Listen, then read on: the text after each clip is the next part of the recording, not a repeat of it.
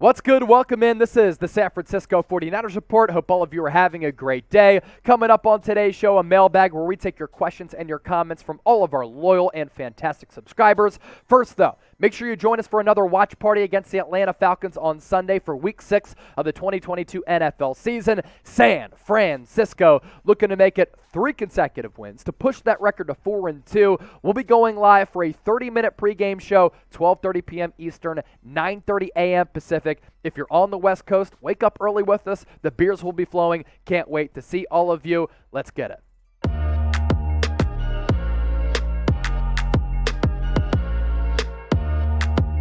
Die-hard Niner. Do you think the Niners should go all in and sign Odell Beckham Jr.? So actually, I think this Niners team is in a really good spot at that wide receiver spot. And Brandon Aiyuk is about to break out, in my opinion. He's been really close, and he's had a couple of really, really good performances up to this point. And then elsewhere, obviously Deebo Samuel is one of the more unique weapons in the National Football League. You have George Kittle, Juwan Jennings. 7 of his 10 catches this year have gone for first downs. I want to see more from Ray McCloud as a speed threat. I want to see more from Danny Gray in the vertical game. I like how Jimmy Garoppolo at least targeted him on a vertical ball last week. I don't think the Niners need to sign or bring in Odell Beckham Jr. unless they suffer an injury at that spot. I think OBJ, as he recovers from that torn ACL, just kind of waiting out the market here to see which team might need him, where he could go to win another Super Bowl, and I think he's going to take his time and be patient with it. After all, he is coming back from that ACL as well. Chua next up. Did you know that the Niners signed Sam Sloman to the practice squad? Yes, he is a kicker who went to Miami of Ohio. He got beat out a couple of years ago by Matt Gay. He actually, I think, beat out Matt Gay, who's the current kicker for the Los Angeles Rams, and has really popped around the NFL with a couple of teams over the last couple of years. Now, the 49ers signed him to the practice squad because they're not sure if Robbie Gould is going to be able to play. He suffered that knee contusion in that game against, this past weekend in that victory against Carolina. He kind of got hit hard on one of those kick returns and wasn't able to finish it. So that's why Mitch Wishnowsky had to come on for a couple of PATs and kick the football away. So this is basically an insurance policy. If Robbie Gould can go, he'll obviously be the place kicker. If he can't, though, they have Sam Sloman on the practice squad.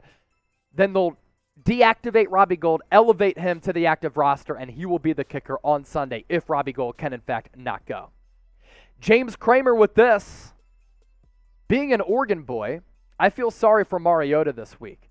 James, I hope that we all come away with that conclusion after this game on Sunday. And to start the year, the Atlanta Falcons were actually pretty frisky, and Marcus Mariota was making some plays happen on the ground.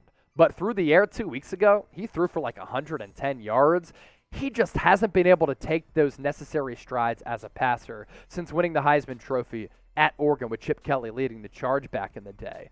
But this guy isn't a starting quarterback in this league. He doesn't sense pressure really well around him when that pocket breaks down. And we know that San Francisco has the best defensive line in the NFL, number 1 in the NFL in sacks. And even if Nick Bosa cannot play on Sunday, Drake Jackson will get a lot of those snaps. I fully expect this Niners defensive line to straight up get after it and make it a long day for Marcus Mariota.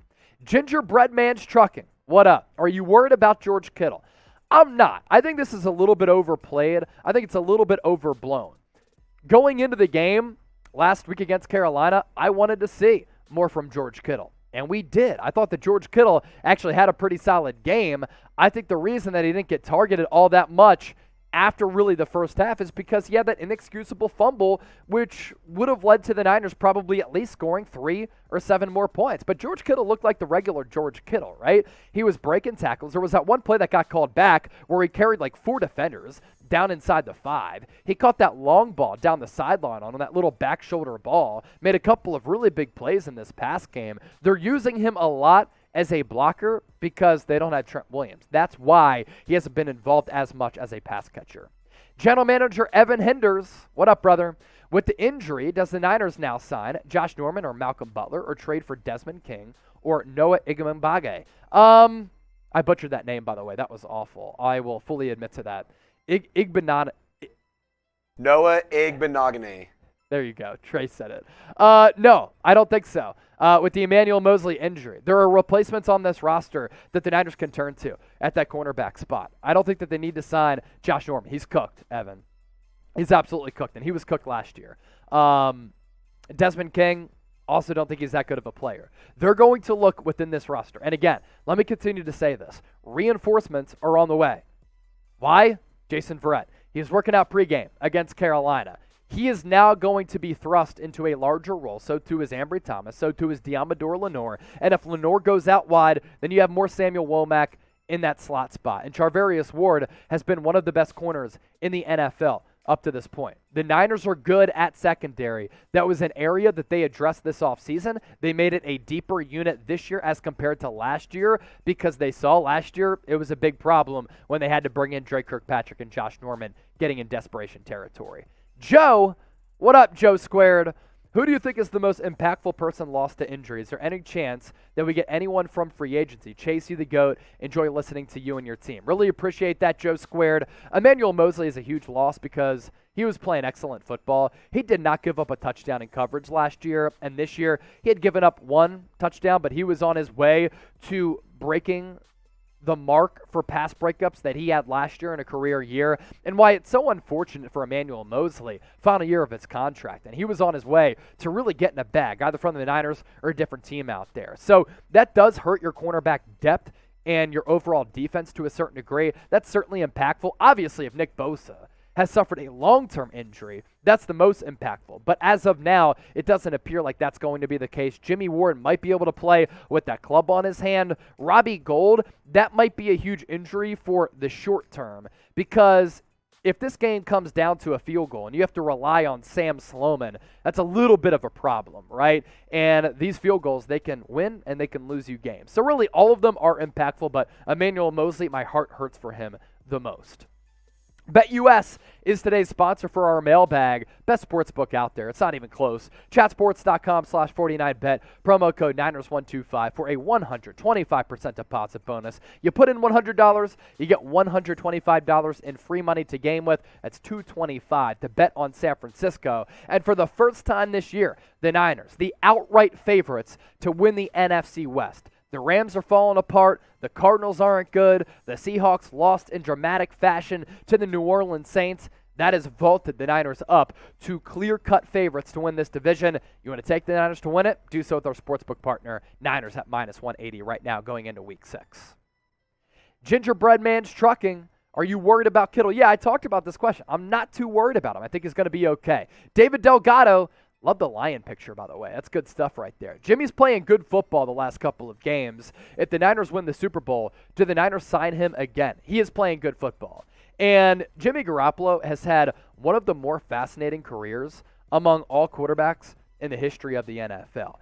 It really is crazy when you decipher and break down kind of everything that's happened during Garoppolo's career, from him being the backup to Tom Brady, him getting traded, going 5-0, tearing his ACL, leading the Niners to that Super Bowl in 2019, having success last year after it looked as though the Niners tried to find his replacement. He is 35-15 as a starter with a 98.8 passer rating, which is great. But he also has a ceiling, and sometimes he's prone to having those really bad clunkers. But the last 2 games, he has been really good. He's been accurate. He's taken some chances. Kyle Shanahan has put more trust in him to throw the ball downfield and outside the numbers. Need to see more from that from Jimmy G. Kyle Coughlin with this. Should we beware of the trap game going into back-to-back weeks facing the Chiefs and the Los Angeles Rams? Can't allow it to happen. You frankly can't. You have a great opportunity at your disposal to go 4-2, which then gives you some wiggle room if you lose both or split against the Chiefs or the Los Angeles Rams. You win this game, you go to 4-2, and by judging how the Chiefs' offensive line played against the Raiders, Niners match up really favorably against Kansas City. Of course, Patrick Mahomes is always going to make back-breaking plays, but I actually like how this Niners team stacks up against KC. Can't be a trap game. Kyle Shanahan made that point be known in the locker room after the game. Got to keep stacking those wins, and I think the Niners are going to be able to do that on Sunday. Speaking of that game, who you got on Sunday? I'm typing my SF for the Niners. Who are you going with, SF or ATL? Get those predictions in right now. Moses Rosa rounding out our mailbag. Talk about Aiyuk returning kickoffs and punts. There's certainly a balance there. He's been used in the punt game before, And I don't think that it's smart to really do that. That's why you brought in Ray McCloud. Now, up to this point, he hasn't really popped off a long return, but I think a lot of that is because this special teams unit for San Francisco, which was supposed to be improved under Brian Schneider, hasn't improved at all. But it just opens yourself up to getting injured. And Aiyuk, he's really important within this offense. Don't want to see him go down with an injury. I'd rather have the specialist back there in Ray McCloud. Words of wisdom. We got more good ones coming in. Shouldn't Mooney Ward be renamed Mr. Glass? Dude is always getting hurt. He hasn't been hurt this year. What are you talking about? Jimmy Ward got injured, not Charvarius Mooney Ward. So I think you have those Wards confused there. Mooney Ward has played every single game this year, and he's been a top 5 highest graded corner both against the pass and against the run. Only cornerback to have those tallies in the NFL up to this point. Once again, predict the score. Niners, Atlanta Falcons. Who are you going with? And get precise with those score predictions and let us know right now in the comment section.